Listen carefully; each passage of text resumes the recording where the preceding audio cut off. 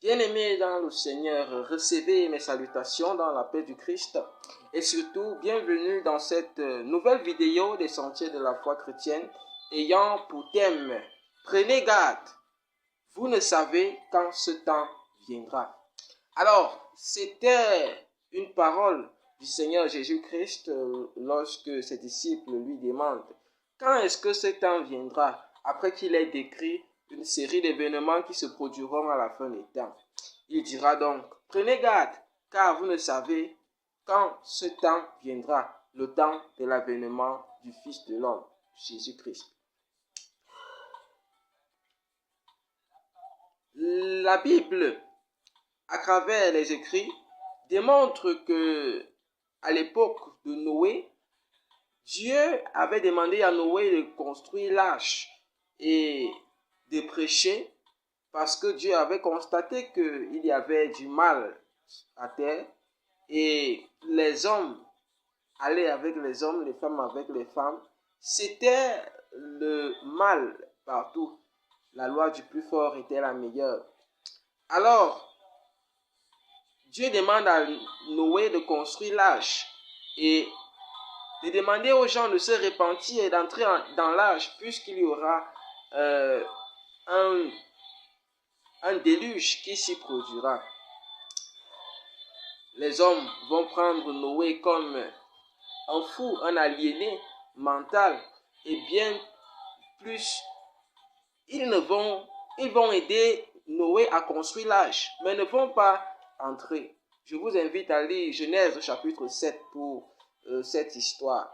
Alors, les mêmes réalités se produisent dans notre siècle présent où Dieu recommande de veiller et de prier parce que nous ne savons pas quand ce temps viendra.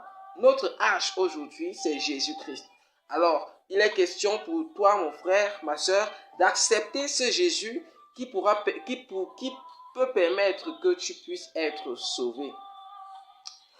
C'est la raison pour laquelle dans l'évangile de Marc, le chapitre 13, le verset 33, il est dit ceci. Marc chapitre 13, le verset 33.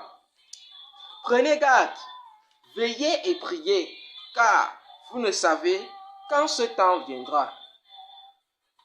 Prenez garde, veillez et priez, car vous ne savez quand ce temps viendra.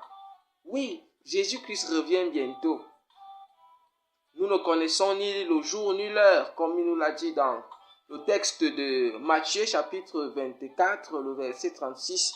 L'heure ni le jour n'est connu, mais nous sommes invités à être prêts pour que lorsque ce jour paraîtra, nous puissions être de ceux-là qui seront sauvés comme Noé et sa famille dans l'arche, et non de ceux-là qui seront des perdus.